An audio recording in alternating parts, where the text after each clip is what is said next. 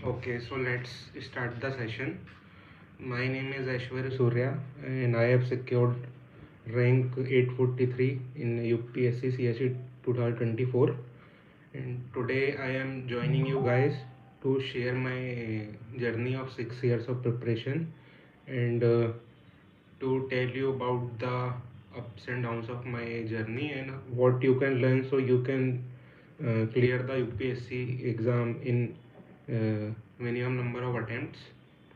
So I am going to introduce myself and then I have a list of few most frequently asked questions which generally every new aspirant asks the toppers. So I will discuss them and at the end of the session we will take some questions from you guys and I will try to answer them. So first of all, let me introduce myself. Uh, I am from Sioni district of Madhya Pradesh and I have done my graduation from IIT Kharagpur in electronics and communication. And I started my UPSC preparation in 2019. That was my first attempt. And after that, I have successively given 6 UPSC attempts, and it was a long journey. Uh, but however, I have got success only in sixth attempt. So in 6 attempts में मैंने 5 बार prelims clear किया है 2019 20 21 21 में नहीं किया था एक 2019 20 22 23 and 24 but in पांचों मेंस में से मेरे जो 2023 तक के मेंस थे तो मैं कभी भी क्लियर नहीं कर पाया था and this was the first time I have cleared mains and I have also cleared interview and got the rank मेरी जर्नी में क्या अलग है जो आप दूसरों से अलग है और जो आप सीख सकते हैं कि एक तो it was a long journey हर कोई 5वें 6वें अटेम्प्ट तक परसिस्ट नहीं कर पाता या तो पहले सिलेक्शन हो जाता है या हार मान लेते हैं दूसरा ये कि कैसे 5 बार प्रीलिम्स मैंने क्लियर किया एंड तीसरा ये कि 4 बार मैं फेल किया हुआ मेंस में तो कुछ तो कमी थी तो मैं वो बताऊंगा कि क्या कमी थी and I will also tell you कि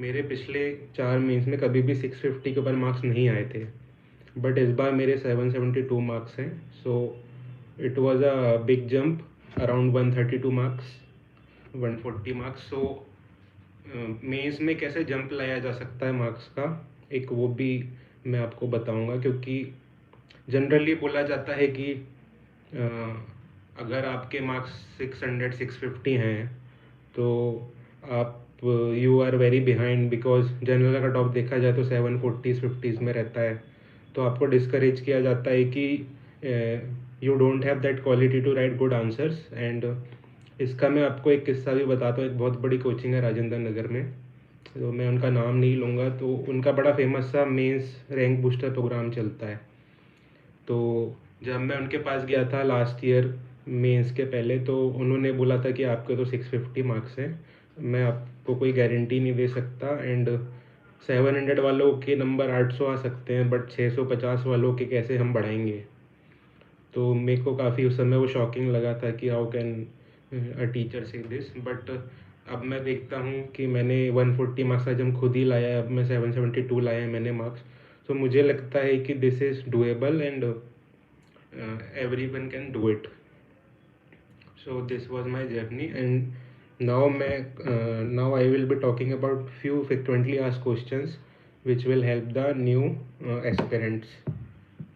So okay, there are few more things I want to tell कि जब मेरा सिलेक्शन हुआ तो मुझे कैसा लगा तो याद है मुझे कि 22 अप्रैल को आफ्टरनून में रिज़ल्ट आया था एंड टेली मैं कॉल पे था मुझे टेलीग्राम पे कॉन्ग्रेचुलेशन मैसेज आया एक फ्रेंड का तो मैं खुश हो गया कि ठीक है रैंक आ गई होगी कोई बट जैसे ही मैंने पीडीएफ में खोला तो 843 रैंक थी तो मेरा मिक्स रिएक्शन था काफ़ी मैं इतना ना ही दुखी था ना ही खुश था बिकॉज मैंने एक्सपेक्ट किया था कि 400 के अंदर मेरी रैंक आएगी और मुझे आभास हो गया था कि शायद इंटरव्यू में मुझे कम मिले हैं मुझे 138 मिले थे बिकॉज 772 मार्क्स पे इवन 165 भी मुझे मिलते तो मैं 400 500 रैंक के अंदर होता तो एक ही रिएक्शन था, बाकी जैसे ही रिजल्ट के बाद लोगों के कॉन्ग्रेचुलेशन मैसेज आने लगे एंड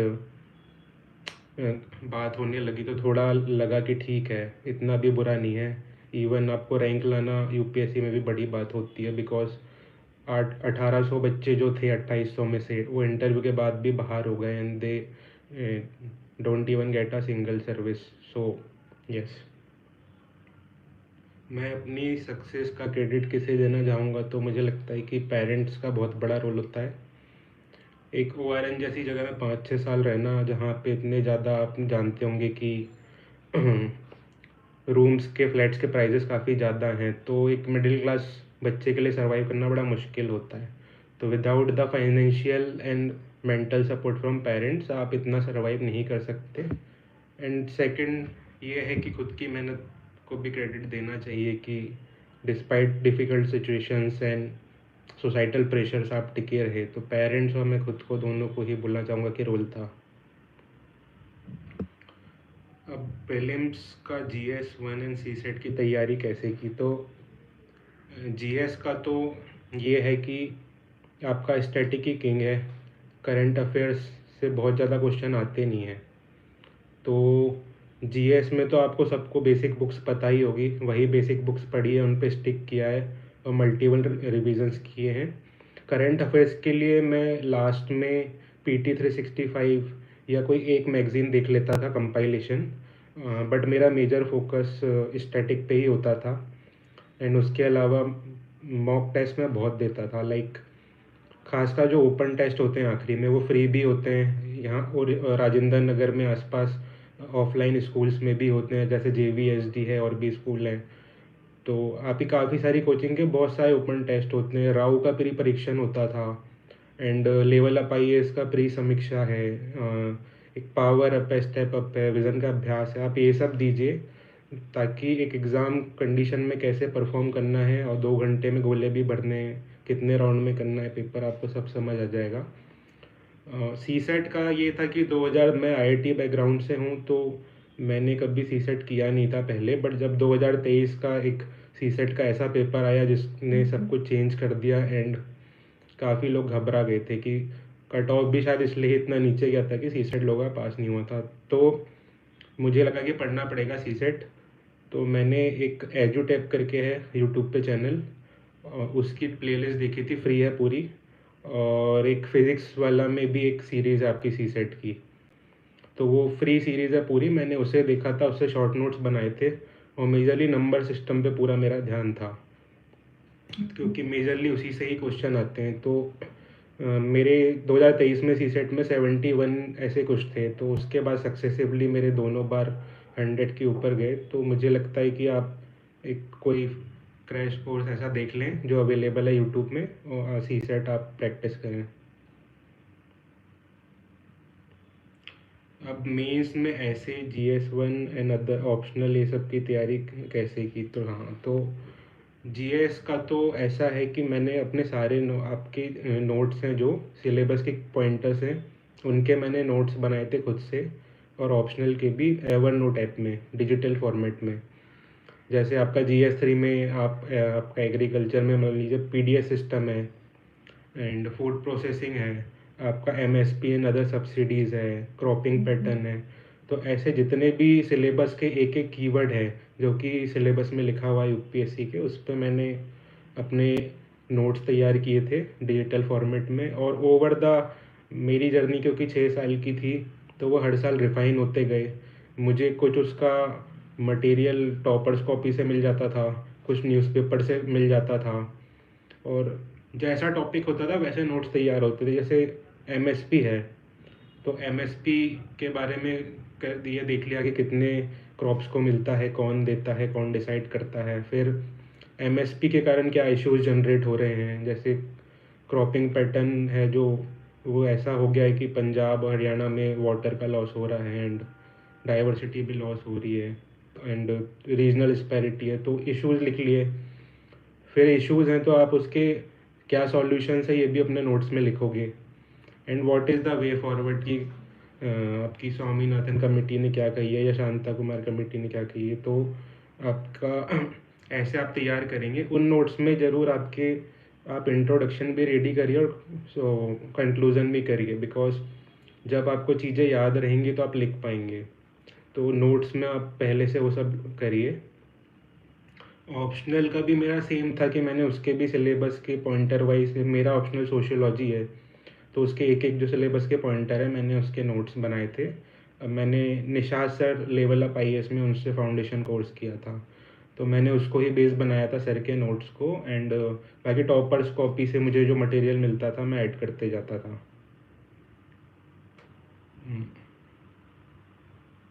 ऑप्शनल सब्जेक्ट कैसे चूज़ करें, तो ऑप्शनल सब्जेक्ट मैंने चुनते वक्त यही देखा था कि पहला क्राइटेरिया तो आपका कि ऑप्शनल करना क्यों है। तो ऑप्शनल करना इसलिए होता है कि आपको नंबर चाहिए। एंड सबको पता है कि जीएस में आप कितनी भी मेहनत कर लें, बहुत ज़्यादा आप एज ले नहीं सकते किसी से। बट ऑप्शनल एक ऐसा सब्जेक्ट है कि किसी के 200 भी आते हैं तो किसी के 290 भी आते हैं। तो ऑप्शनल चूज़ करना बहुत ज़रूरी। तो आप इसके लिए पहला क्राइटेरिया तो मार्क्स की, कौन सा ऑप्शनल अच्छा परफॉर्म कर रहा है। लाइक जो ज्योग्राफी है, तो ज्योग्राफी का जनरली कहा जाता है कि बहुत ही मुश्किल से नंबर आते हैं, बच्चे बहुत अच्छे प्रिपेयर्ड होते हैं बट नंबर नहीं आते उसके।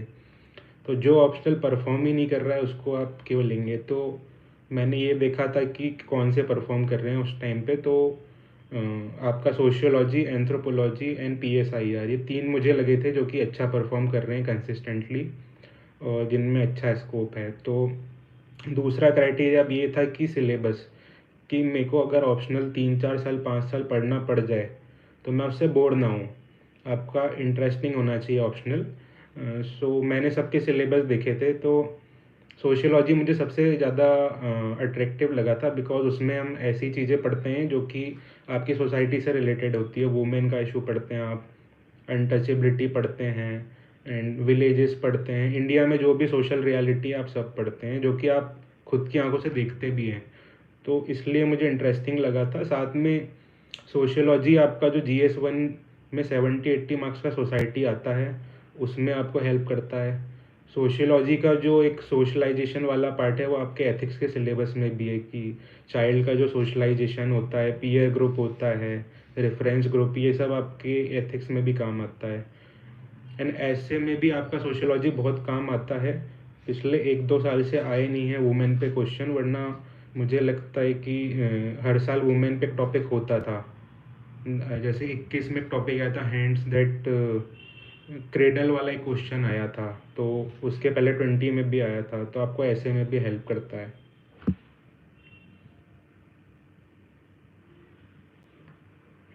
ऑप्शनल की बाकी मेरी स्ट्रेटेजी ये थी कि मैंने आपको नोट्स का तो बता ही दिया।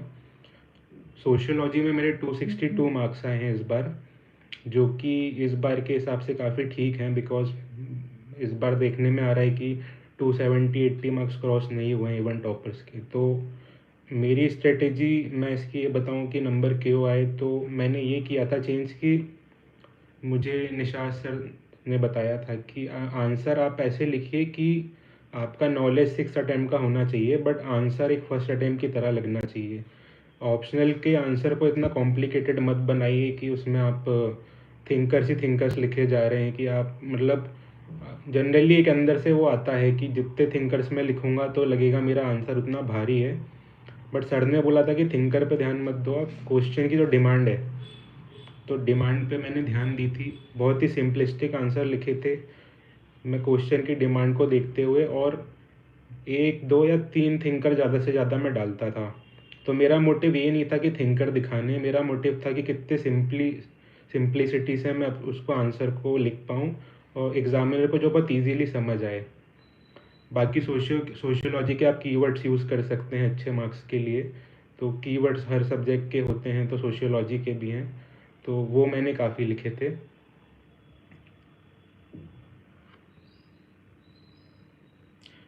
प्रीलिम्स मीन्स ऑप्शनल की बुक लिस्ट तो मैं नहीं बताऊंगा, क्योंकि मुझे लगता है सारे टॉपर्स इन सब आपको बता ही रहे होंगे। तो एंड हर जगह इंटरनेट में अवेलेबल भी है, तो इसका कोई पॉइंट नहीं है।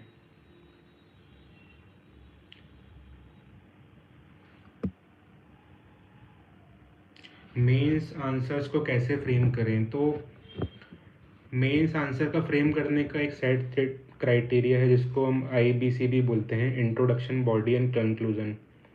तो आपको मैंने बताया था कि नोट्स कैसे बनाने, तब बताया था कि इंट्रोडक्शन और कंक्लूजन को आप रेडी रखिए ताकि आपको सिर्फ बॉडी के पॉइंट सोचना पड़े। जैसे रीजनलिज्म का कोई क्वेश्चन आ रहा है तो आपको रीजनलिज्म की डेफिनेशन लिख दीजिए। अगर सेकुलरिज्म का आ रहा है तो आप सेकुलरिज्म की इंडिया के कंटेक्स्ट पे लिख दीजिए कि secularism is a concept which advocates separation between state and religion, however the scope of the separation differs. India में म्यूचुअली एक्सक्लूसिव नहीं है, पोरस है। और अमेरिका में जैसे देखें तो रिलीजन और स्टेट आपके एकदम ही म्यूचुअली एक्सक्लूसिव है। तो आप इस इंट्रोडक्शन भी ऐसा है कि आप सब्जेक्ट वाइज अलग अलग होता है। लाइक आपके वुमेन के female labour force participation rate का क्वेश्चन आया तो आप वर्ल्ड बैंक की रिपोर्ट डालिए कि अभी कितना परसेंट पार्टिसिपेशन है इकोनॉमी में वुमेन का। तो कहीं आप डेटा से चालू करिए इंट्रोडक्शन, कहीं डेफिनेशन से करिए, कहीं कोई रिपोर्ट से करिए, वो वेरी करता है। बट इंट्रोडक्शन रेडी होना चाहिए पहले से ताकि हम 7 मिनट में क्वेश्चन एक लिख पाएँ 10 मार्कर। तो इंट्रोडक्शन आपका कंक्लूजन हो गया। बॉडी पार्ट में आपको ऐसे फ्रेम करना है कि 10 मार्कर में कम से कम आपके 2 सेक्शंस होते हैं, 2 क्वेश्चन पूछते हैं वो एक ही क्वेश्चन में, और 15 मार्कर में जनरली 3 पार्ट होते हैं। तो आप बॉडी को ऐसे डिवाइड कीजिए हेडिंग के वाइज कि अगर 2 पार्ट पूछे हैं तो उनको 2 में बनाइए, 3 है तो 3 में बनाइए, क्योंकि 10 मार्क्स का क्वेश्चन है तो वो दोनों पार्ट का इंट्रोडक्शन कंक्लूजन सबका वो है मार्क्स। बट जनरली हम क्या करते हैं, टाइम कंस्टेंट होता है वहाँ पे 7 मिनट में लिखना, 11 मिनट पे लिखना 15 मार्कर। तो जनरली हम ये एक पार्ट जनरली इग्नोर कर देते हैं, क्वेश्चन को ढंग से पढ़ते भी नहीं। आजकल क्वेश्चन भी बड़े 2 3 3 4 4 लाइन के आ रहे हैं यूपीएससी के। तो हर पार्ट को एड्रेस करना बहुत ज़रूरी है क्योंकि उस पार्ट के ही मार्क्स हैं। आंसर राइटिंग की प्रैक्टिस कैसे की, तो ये मेन पॉइंट है जो मेरा था, अचीलीज हील था कि 4 अटैम्प्ट पे मेंस क्लियर नहीं करने का एक यही रीज़न था कि आंसर राइटिंग नहीं की। जनरली हम लोगों को फोबिया होता है आंसर राइटिंग करने का कि हम पढ़ लेंगे, हम उसको डिले करते जाते हैं कि हम ठीक है बाद में लिख देंगे, अभी तो पढ़ लेते हैं, और मेंस का टाइम आ जाता है। तो क्योंकि 4 बार मैं फेल हो चुका था मेंस में, तो मैंने इस बार सोचा था कि अब अगर मैं कुछ चेंज नहीं करूँगा तो इस बार भी मेंस नहीं होगा मेरा। और वो मैं समझ चुका था कि मैंने पढ़ के देख लिया, मुझे सब आता है, बट मार्क्स नहीं आ रहे 650 के ऊपर। मेरा पेपर भी छूटता था, मैं हर हर पेपर पे एक एक दो दो क्वेश्चन छोड़ता था, वो एग्रीगेट होके 100 मार्क्स का हो जाते थे। एक मेंस में तो मेरे 150 मार्क्स का छूटा था। तो आप 40-50 मार्क्स लूज़ करेंगे तो इंटरव्यू कॉल भी नहीं आएगा, रैंक भी नहीं आएगी। तो मैंने बहुत एक्सटेंसिवली आंसर राइटिंग पे ध्यान दिया था, और मैंने डेली वाला आंसर राइटिंग ज्वाइन किया था। फोरम का AWFG है सोशियोलॉजी का, तो डेली 5-6 क्वेश्चन होते थे, वो 1 घंटे का होता था, तो मैं डेली लिखने जाता था वहाँ पे सेंटर में। एंड एक ओनली IAS का सृजन प्रोग्राम भी चलता है मेंस वालों के लिए फ्री, तो यहाँ पे पटेल नगर में उनका सेंटर है, तो मैं GS के लिए वहाँ भी रोज़ 1 घंटे जाता था। इसके अलावा भी मैंने लेवल अप IAS पे जो टेस्ट सीरीज है उसमें 8 टेस्ट थे, तो वो भी लगाई हुई थी। बाकी मैंने शून्य में भी एक टेस्ट सीरीज लगाई हुई थी GS के लिए। तो हर दिन मतलब ऐसा था कि रेयरली कोई दिन ऐसा जाता था कि मैं लिखने ना आ जाऊँ, मैं 2 घंटा लिख रहा होता था। तो उसी चीज़ ने बहुत ज़्यादा रोल निभाया है कि मेरे मार्क्स जो 140 मार्क्स बढ़े हैं, कि राइटिंग प्रैक्टिस। सच बताऊँ तो नॉलेज वही था मेरा जो पिछले अटैम्प्ट में भी था। नॉलेज में कोई बहुत चेंज नहीं था, पढ़ने के स्टाइल में नहीं था, सिर्फ और सिर्फ लिखने पे ध्यान दिया था।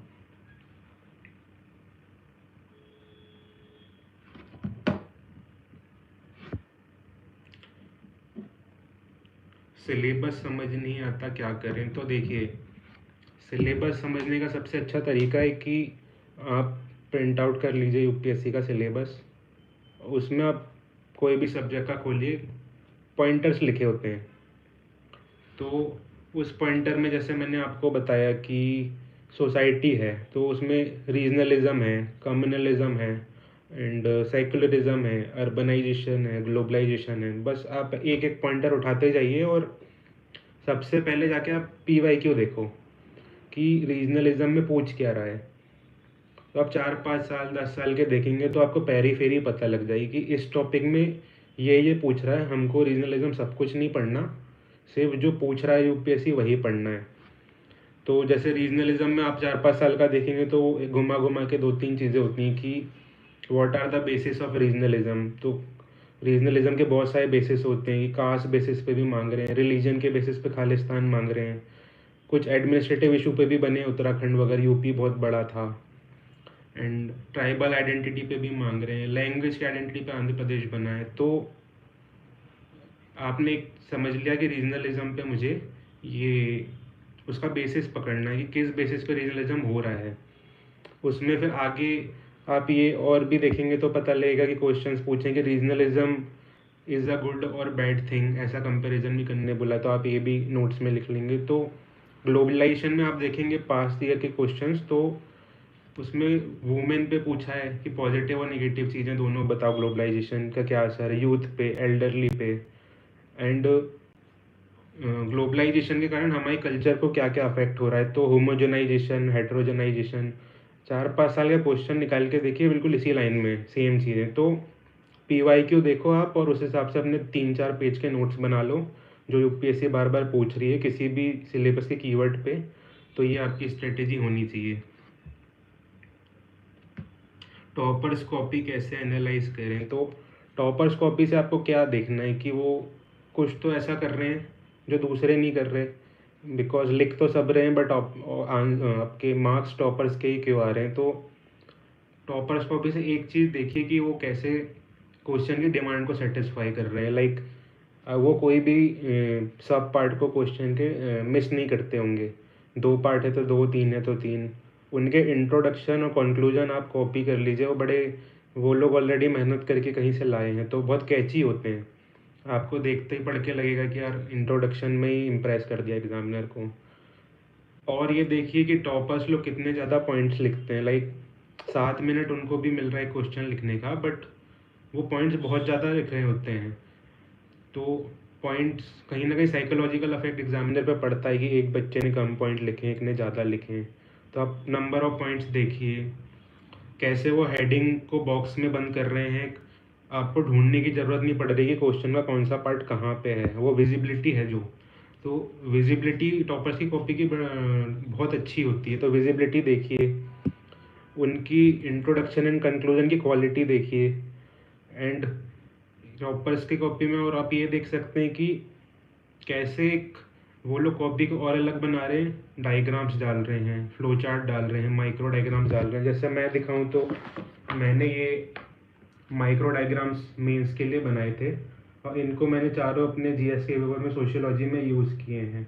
तो हर दूसरे क्वेश्चन में मैं कुछ ना कुछ ये करता रहता था। तो इससे आपकी कॉपी मोनोटोनस नहीं लगती और आपकी कॉपी पढ़ने में जो भी पढ़ेगा उसको मज़ा आएगा एंड वो बोर नहीं होगा। उसको सिर्फ वर्ड्स नहीं दिखेंगे, डायग्राम्स देखेगा वो, तो आखिरी तक वो बोर नहीं होगा एग्जामिनर। तो टॉपर्स की कॉपी से डायग्राम्स देखें, फ्लो चार्ट देखें अलग अलग इनोवेटिव।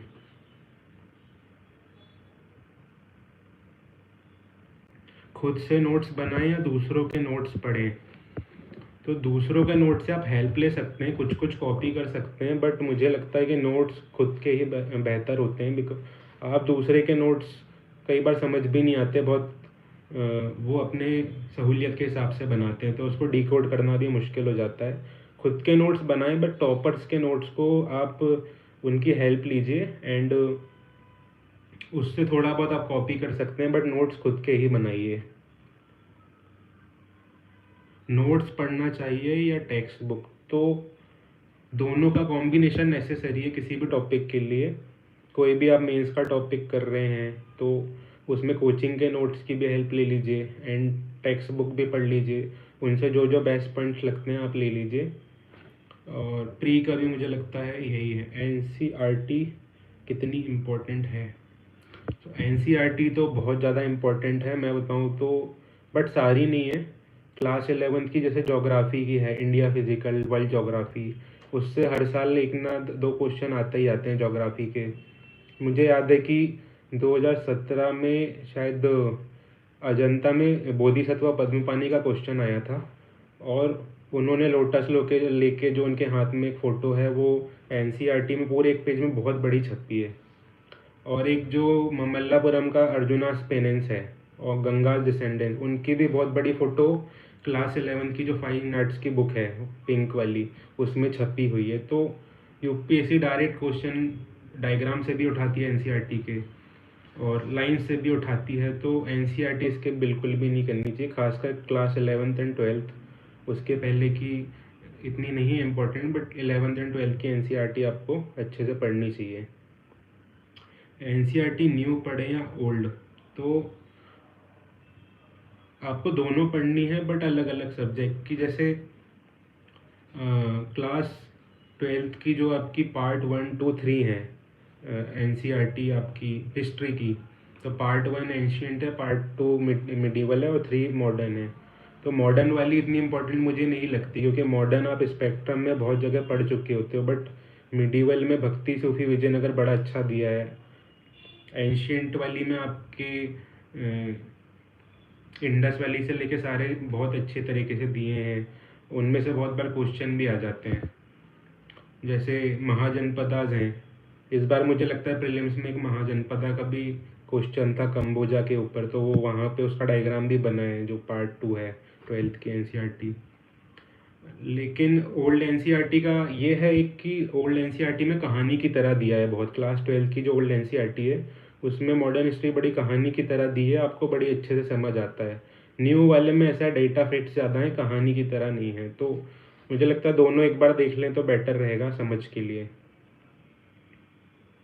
यूपीएससी की तैयारी कब से स्टार्ट करनी चाहिए, तो एक तो बहुत लोग होते हैं कि वो कॉलेज के फर्स्ट सेकंड ईयर से ही तैयारी का सोचने लगते हैं, बट मुझे लगता है कि एग्ज़ाम इतना रैपिडली इवॉल्व हो रहा है कि आप कॉलेज के फाइनल ईयर में कर सकते हैं या उसके बाद ही करिए। कॉलेज लाइफ को मुझे लगता है सेक्रीफाइस नहीं करना चाहिए, बिकॉज आप करंट अफेयर्स भी तब के पढ़ना स्टार्ट कर देंगे कॉलेज से, तो करंट अफेयर्स भी इतने चेंज हो रहे हैं साल पे साल की, आउटडेटेड हो जाएगा आप जो भी जब मेन एग्ज़ाम देंगे। तो एग्ज़ाम के 1 या 2 साल पहले पढ़ना स्टार्ट करना चाहिए, उसके पहले आप कॉलेज में तो कॉलेज लाइफ एंजॉय करिए।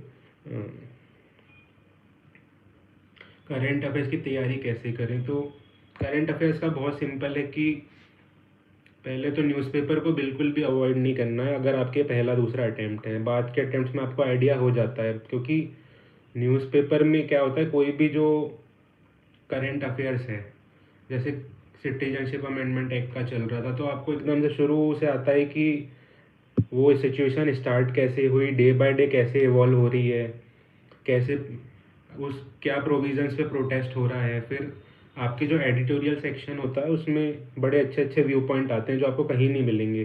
काफ़ी जो लर्नेड पर्सन है हमारे यहाँ के, एकेडमिशियंस हैं, लॉयर्स हैं, एक्स जजेस है, वो अपनी ओपिनियन देते हैं, तो वो ओपिनियन आपको कहीं नहीं मिलेगी, और वो ओपिनियन आप सीधे अपने मेंस के आंसर में पॉइंट्स के रूप में यूज़ कर सकते हैं किसी भी इशू के सपोर्ट में या अगेंस्ट। तो ये चीज़ आपको मैगजीन पे नहीं मिलेगी। प्लस आप अगर न्यूज़पेपर नहीं पढ़ेंगे तो अंडरस्टैंडिंग आपकी नहीं बन पाएगी, क्योंकि सिलेबस के कोई ना कोई जो मेंस का सिलेबस है उससे रिलेटेड कुछ ना कुछ एडिटोरियल आ ही रहा होता है कभी ना कभी। तो न्यूज़पेपर बिल्कुल स्किप ना करें, रोज़ पढ़ें, बट आप महीने की जो मंथली कंपाइल है वो भी एक बार देख लें कि कुछ आपका छूटा ना हो, बट न्यूज़पेपर फर्स्ट है।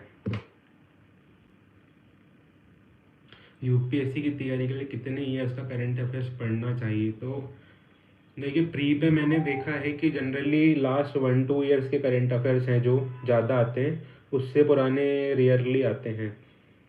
एंड मेंस पे भी मैंने देखा है कि पिछले 1-2 साल में कुछ बहुत क्रिटिकल अमेंडमेंट आया हो, जैसे डेटा प्रोटेक्शन का चल रहा था 1-2 साल से, तो 24 के मेंस में भी आया था, उसके पहले भी आया था। एंड आपका एक बार शायद बहुत पहले आरसीईपी के इंडिया ज्वाइन करे या ना करे तो उसी साल आ गया था, एससीओ के ऊपर भी कुछ आया था। तो वो घटनाएं जो चल रही होती हैं 1-2 साल में मेंस में, तो वही आती है जो बहुत बड़ी बड़ी घटनाएं हैं जो बार बार न्यूज़ में रिपीट हो रही है। तो 2 साल से ज़्यादा का मुझे लगता है कि नहीं है इम्पोर्टेंट, आप कर सकें तो 2 साल का करना चाहिए। यूपीएससी में न्यूज़पेपर कितने इम्पोर्टेंट है वो मैंने अभी कवर कर दिया था पिछले क्वेश्चन में। न्यूज़पेपर से इम्पोर्टेंट टॉपिक कैसे निकालें, तो ये सबसे बड़ा लोगों को इशू होता है कि न्यूज़पेपर पढ़ने में 2.5 घंटा लग रहा है, 3 घंटा लग रहा है, जो कि मुझे भी शुरू में लगता था। तो मैं भी सोचता था कि इतना टाइम अगर न्यूज़पेपर में ही देंगे तो कैसे बाकी चीज़ें करेंगे। तो वो टाइम इसलिए लग रहा है क्योंकि हम शुरू से लेकर आखिरी तक न्यूज़पेपर की एक एक लाइन को पढ़ रहे होते हैं और हर लाइन इम्पोर्टेंट है नहीं। तो इसमें क्या करेंगे कि आपको सिलेबस याद होना चाहिए, क्योंकि जिसको सिलेबस याद है उसे ये पता होगा कि न्यूज़पेपर में क्या पढ़ना है एंड क्या छोड़ना है। सारे इम्पोर्टेंट टॉपिक नहीं होते, तो आप मेंस का सिलेबस एकदम रट लीजिए।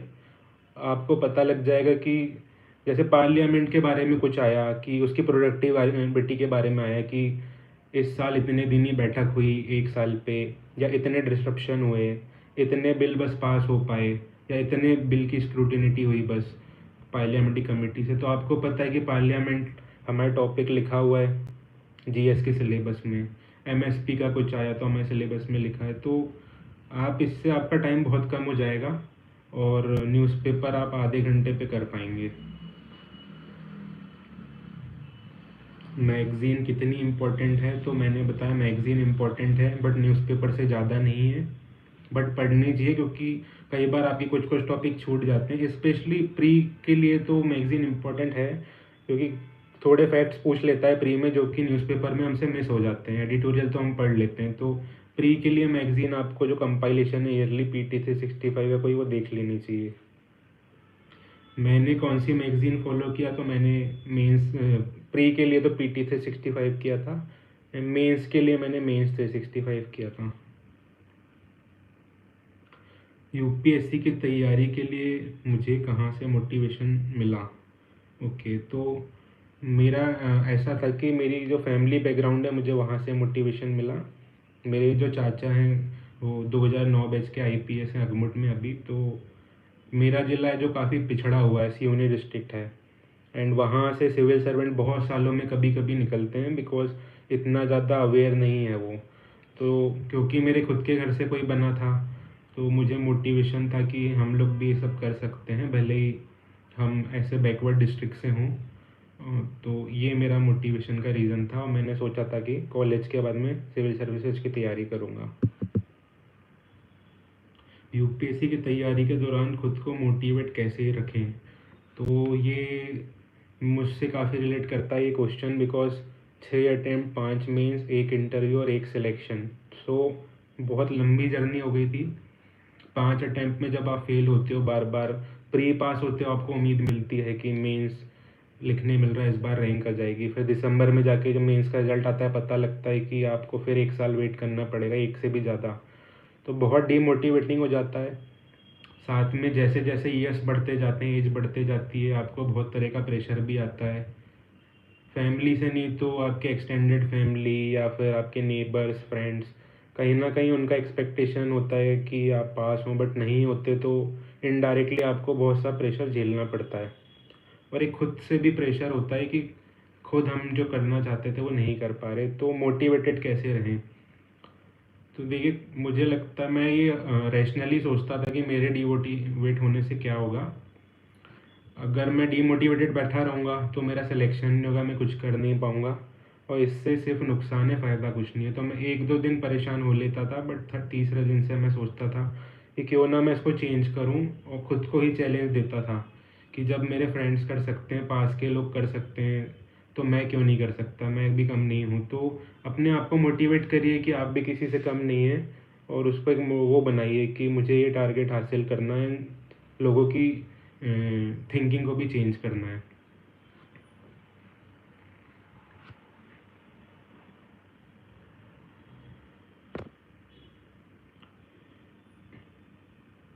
यूपीएससी की तैयारी के लिए मीडियम कैसे चूज़ करें, तो मीडियम चूज़ करने का तो बहुत सिंपल है। आपकी स्कूलिंग कॉलेज जिस मीडियम से हुई है आप ऑब्वियसली वही लीजिए, बिकॉज आपको मेंस में 9 पेपर लिखने हैं, उसमें से 7 आपके उसी लैंग्वेज में होंगे जो आप भरोगे। तो लैंग्वेज में कब पकड़ नहीं है तो आंसर भी नहीं लिख पाएंगे। तो आप लैंग्वेज आपकी जो अभी तक रही है, हिंदी या इंग्लिश, वही लीजिए। यूपीएससी की तैयारी के लिए सोशल मीडिया का यूज़ कैसे करें, तो सोशल मीडिया का एक यूज़ तो आप देख ही रहे हैं कि जैसे यूपीएससी टाइम ने बहुत अच्छा काम किया है कि एक जगह पे इतने सारे टॉपर आपको मिल रहे हैं, 1000 लोगों में से इतने सारे लोग को आप यहाँ देख चुके हैं। तो उनकी जर्नी देखिए, उनसे सीखिए कि क्या गलती की हैं, उनने क्या अलग किया है, जो टॉपर हैं वो बाकी लोग नहीं हैं। तो ये एक आपका अच्छा इस्तेमाल है। सोशल मीडिया के अलावा चैट जीपीटी का इस्तेमाल आजकल बहुत ज़्यादा हो रहा है। आप मेंस के क्वेश्चंस है जो, उनका आंसर आपको कहीं नहीं मिल पा रहा प्रीवियस ईयर क्वेश्चंस का, और कुछ कोचिंग भी अच्छे आंसर नहीं दे पा रही, तो आप चैट जीपीटी में उसको डालिए, बहुत बढ़िया आंसर बना के वो देता है। तो चैट जीपीटी एक्सटेंसिवली आप यूज़ कर सकते हैं। यूपीएससी की तैयारी के लिए दिल्ली जाना ज़रूरी है।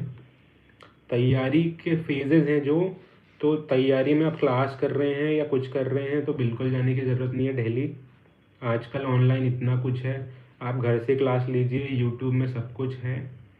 सिर्फ मुझे लगता है कि एक जो मेंस वाला पार्ट है वो कहीं ना कहीं घर से कंप्रोमाइज़ हो जाता है, क्योंकि मेंस में आपको डेली लिखना है और घर में वो मोटिवेशन होता नहीं कि आप डेली लिख पाओ, क्योंकि एक रूम पे बैठ के लिखना और वहाँ जाके लिखना एग्ज़ाम कंडीशन में 7 मिनट की घड़ी लगा के, जहाँ और भी बच्चे लिख रहे होते हैं जब आप मेंस का वहाँ लिखने जाते हैं, तो यू फील द हीट कि बाकी कॉम्पिटिटर भी लिख रहे हैं जाके।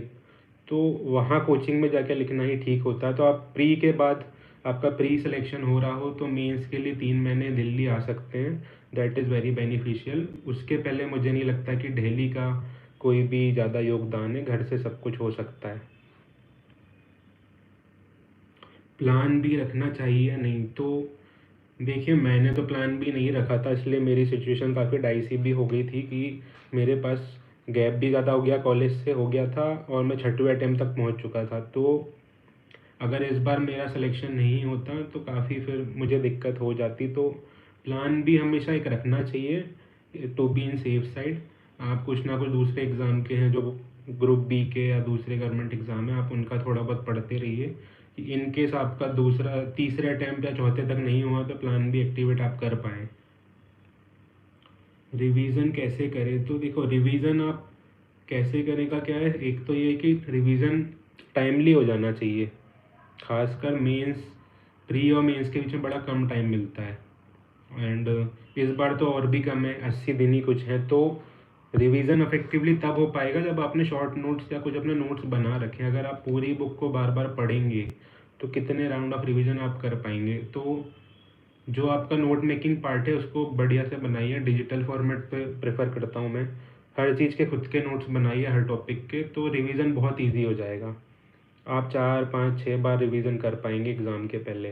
प्री का भी यही है कि कुछ सब्जेक्ट में पॉलिटी या मॉडर्न हिस्ट्री आप उनके मत बनाओ, क्योंकि वो तो पूरी बुक की फैक्ट्स होती है, बट जिनके बना सकते हैं आप उनके नोट्स बनाएं और रिवाइज करें। और जितना ज़्यादा रिवाइज करेंगे चीज़ें याद रहेगी इस एग्ज़ाम में, क्योंकि रिवीजन इज़ द की। लोग बहुत ज़्यादा नोट्स कलेक्ट करते हैं एंड वो मटेरियल कलेक्टर बन जाते हैं, बट जो लोग बहुत कम पढ़ते हैं और उनको बहुत ज़्यादा रिवाइज करते हैं तो वो रिप्रोड्यूस कर पाते हैं एग्ज़ाम में, मेंस में भी वो आंसर अच्छा लिख पाते हैं, क्योंकि उनको चीज़ें याद रहती हैं। तो रिवीजन बहुत इंपॉर्टेंट है। डिस्ट्रैक्शन से कैसे बचें, तो मुझे लगता है कि कोई भी इस एग्ज़ाम में ऐसा मोमेंट आपके आते हैं कि आप डिस्ट्रैक्ट होते हैं। कई बार फेलियर के बाद डिस्ट्रैक्ट हो जाते हैं कि मैंने इतनी मेहनत की और मेरा सिलेक्शन नहीं हुआ। तो डिस्ट्रैक्शन आते हैं, बट उन डिस्ट्रैक्शन को कैसे कंट्रोल करना है, तो वो ऐसे करना है कि आप बार बार अपने आप को याद दिलाइए कि मैं यहाँ क्यों इस प्रिपरेशन को मैंने स्टार्ट किया था, क्या किसी ने मुझे फोर्स किया था, या जब मैं खुद खुद इस प्रिपरेशन में आया हूँ खुद का ड्रीम लेके, तो क्या मुझे उसके प्रति रहना चाहिए कि नहीं लॉयल। तो आपका डिस्ट्रैक्शन खुद कम हो जाएगा कि भाई आप जो करने स्टार्ट चीज़ आपने स्टार्ट की थी वो ख़त्म भी करना है। और खुद को ये भी याद दिलाइए कि डिस्ट्रैक्शन जब आप होता है तो कि आपका लॉस हो रहा है एंड नेक्स्ट अटेम्प्ट में आपको उसकी खामियाजा भुगतना पड़ेगा।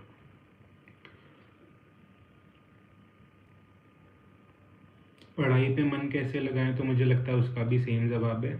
आप खुद को बार बार याद दिलाइए रोज़ की मैंने जर्नी क्यों स्टार्ट की थी।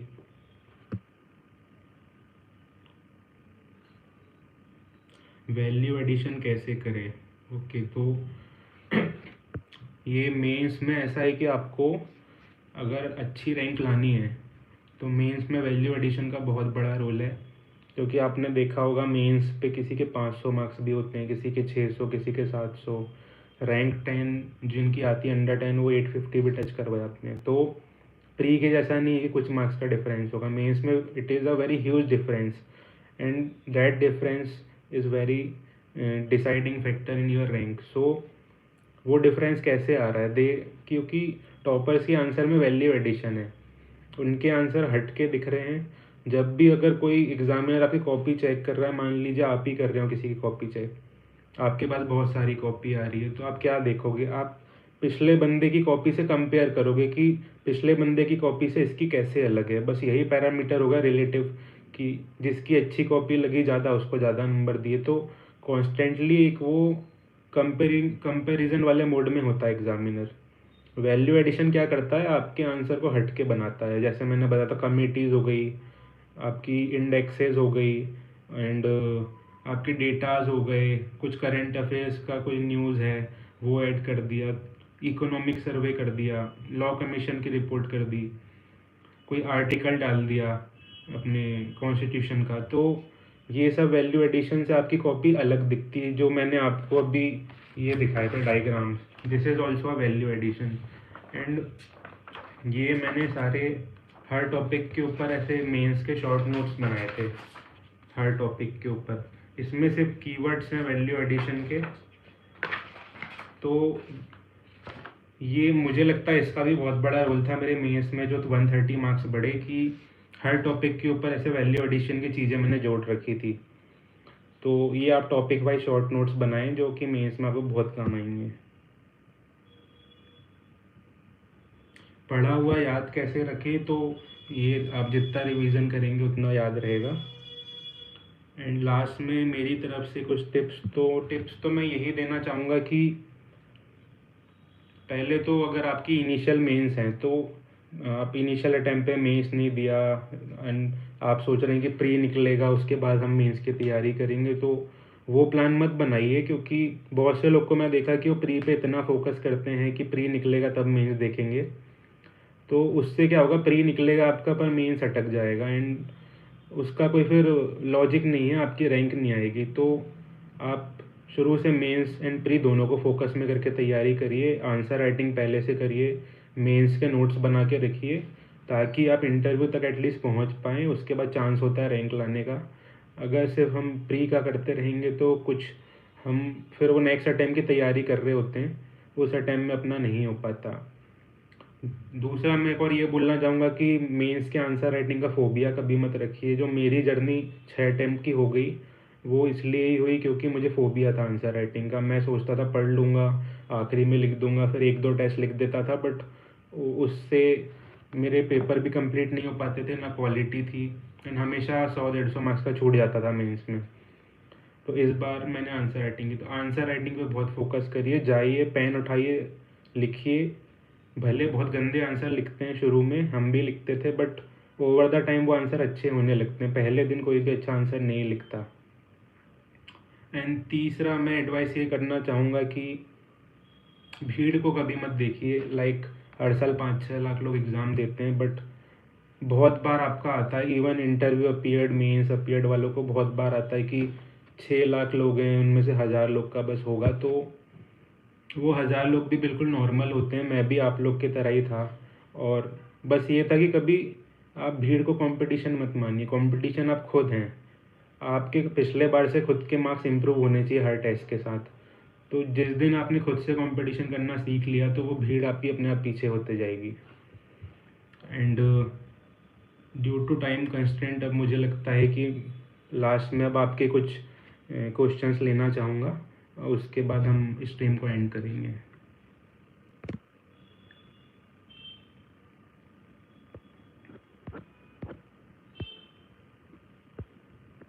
आपको मोटिवेशन कहाँ से मिला? तो मोटिवेशन का तो मैंने बताया था कि एक फैमिली में मेरे चाचा आईपीएस हैं, उनको देख के मेरे को मिला था। और दूसरा मोटिवेशन तो ऐसा होता है कि आप मोटिवेशन के लिए बाहर मत देखिए। बाहर का मोटिवेशन है कि किसी आप टॉपर्स को देख रहे हैं एंड किसी से देख के आप कर रहे हैं तो वो मोटिवेशन तो बहुत जल्दी ख़त्म हो जाएगा। इनर मोटिवेशन रोज़ देखिए कि मैंने जर्नी स्टार्ट क्यों की थी, मेरा पर्पस क्या था, तो वो मोटिवेशन लॉन्ग लास्टिंग होगा। सर आपका मीडियम क्या था? मेरा मीडियम इंग्लिश था। सीसाइड स्ट्रेटजी मैंने बताई हुई है रविंद्र जी कि मैंने एक एडोटैप करके यूट्यूब चैनल है, उसके फ्री सीसाइड वीडियोज़ है, वो देखे थे। सीरीज़ है पूरी, और एक फिज़िक्स वाला की भी फ्री सीरीज़ है, वो देखी थी मैंने, उससे नोट्स बनाए थे सीसेट के और प्रैक्टिस की थी। पीवाईक्यू कैसे एनालिसिस करना चाहिए? तो पीवाईक्यू एनालिसिस का आपका यही है कि पीवाईक्यू को आप पहले देख लीजिए कि किस टॉपिक से हैं सिलेबस के, कि जैसे रीजनलिज्म में, कम्युनलिज्म में मैंने बताया था, और उसमें एनालाइज आप ये करिए कि किस थी वो लोग क्या पूछ रहे हैं उस टॉपिक में, लाइक इश्यूज पे फोकस कर रहे हैं उस टॉपिक के या फिर कुछ और है, तो आप देखिए कि सिलेबस से कैसे रिलेट हो रहा है वो और किस टॉपिक पे फोकस है। जैसे बॉर्डर सिक्योरिटी वाला जो इंटर सिक्योरिटी का है, तो उसमें यूपीएससी फोकस कर रही है कि हर कंट्री के साथ हमारे बॉर्डर्स के क्या क्या इश्यूज़ हैं, और इन इश्यूज़ को सॉल्व करने के लिए हमारी जो बॉर्डर फोर्सेज हैं या एडमिनिस्ट्रेशन है वो क्या कर रहा है। तो आप ये उनका वो देखिए कि क्या पेरीफेरी है।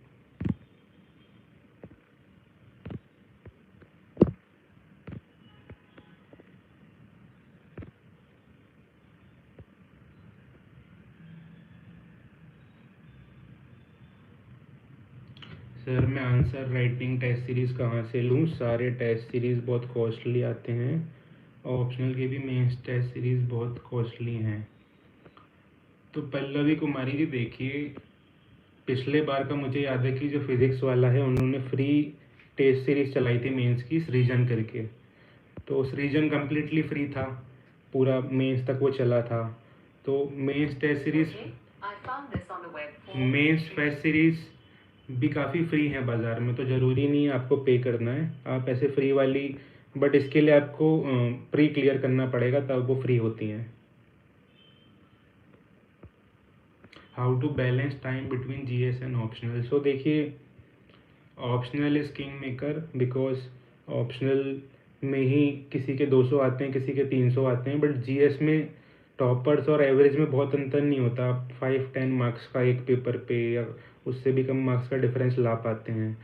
तो ऑप्शनल को कहीं ना कहीं 60-70% टाइम देना चाहिए मुझे लगता है। तो ये आपका डिस्ट्रीब्यूशन होगा टाइम का ऑप्शनल का और इसका। साइंस एंड टेक के लिए करंट अफेयर सफिशिएंट है? तो मैंने तो कभी साइंस एंड टेक का कुछ ऐसा अलग से बुक नहीं पढ़ी थी। करंट में जो साइंस एंड टेक होता था वही पढ़ता था, और जनरली यूपीएससी भी जो करंट में साइंस हमारे करंट अफेयर्स होते हैं साइंस एंड टेक के, उनको ही करती है, ज़्यादा बेसिक्स में नहीं जाती।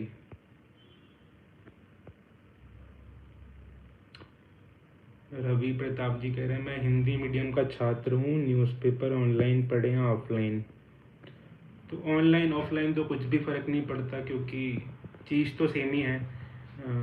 बाकी मैं तो ऑफलाइन पढ़ता था पहले, फिर बाद में ऑनलाइन मैंने स्विच कर लिया था, तो दोनों ही ठीक हैं, कोई दिक्कत नहीं है। सारे आर्टिकल्स कैसे याद करें? तो देखिए अलका यादव जी, आर्टिकल तो 400 के ऊपर है हमारे कॉन्स्टिट्यूशन में, तो सारे तो याद नहीं हो सकते।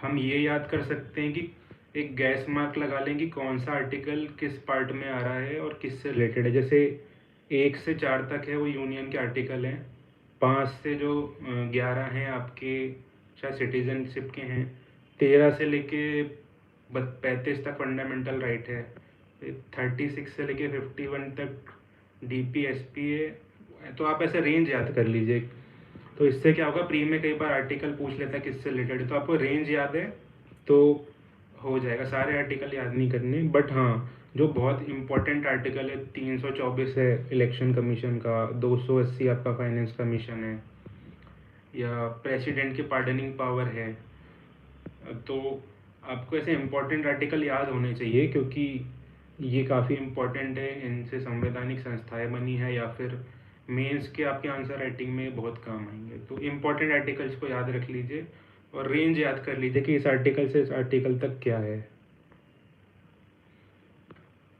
क्वेश्चन की डिमांड क्या है, ये कैसे पता करें? ओके, तो हाँ, क्वेश्चन की डिमांड समझना बहुत ज़रूरी है, क्योंकि डिमांड नहीं पढ़ेंगे तो आप क्वेश्चन लिख नहीं पाएंगे उसके आंसर, और डिमांड पूरी नहीं करेंगे तो कुछ नंबर नहीं मिलता, कुछ भी लिखने के मार्क्स नहीं देते। जो जितनी अच्छी डिमांड पूरी करेगा उसके मेंस में इतने अच्छे नंबर आते हैं। तो डिमांड आपको समझ नहीं आ रही तो आप टॉपर्स की कॉपी देखिए, हर जगह अवेलेबल है ऑनलाइन, कि वो लोग कैसे डिमांड को समझ रहे हैं। और आपको नहीं आ रही समझ तो आप किसी मेंटर से भी बात कर सकते हैं कि कैसे मैं डिमांड को समझूं क्वेश्चन के, बिकॉज ये इसके बिना तो आंसर राइटिंग बहुत अधूरी है।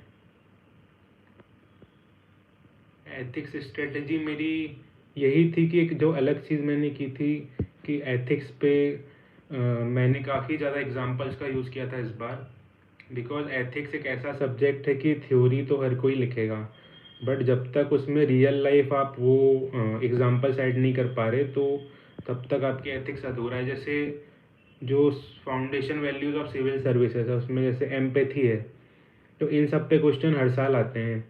तो आप एम्पैथी का किसी सिविल सर्वेंट का क्वेश्चन अगर उसमें एग्जांपल डालेंगे तो बहुत प्रभावित करेगा वो एग्जामिनर को। जैसे मैंने जो हमारे पी नरहरि जी हैं मैं उनका डालता था कि उन्होंने पंच स्पर्श योजना चलाई है एक, जिसमें जो ब्लाइंड लोग हैं वो मसाज कर सकते हैं, they can feel their hands, तो वो मसाज कर सकते हैं लोगों की और अपनी एक लाइवलीहुड कमा सकते हैं।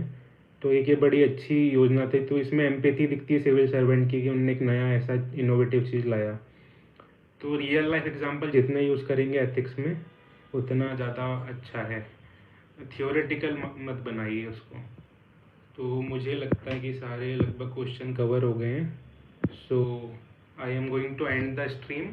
एंड अगर किसी का डाउट यहाँ पे मैं नहीं क्लियर कर पाया हूँ तो डिस्क्रिप्शन में मेरी इंस्टा की आईडी है, आप फॉलो कर लीजिए, एंड वहाँ पे आप मुझे अपने क्वेरीज भेज सकते हैं। Thank you.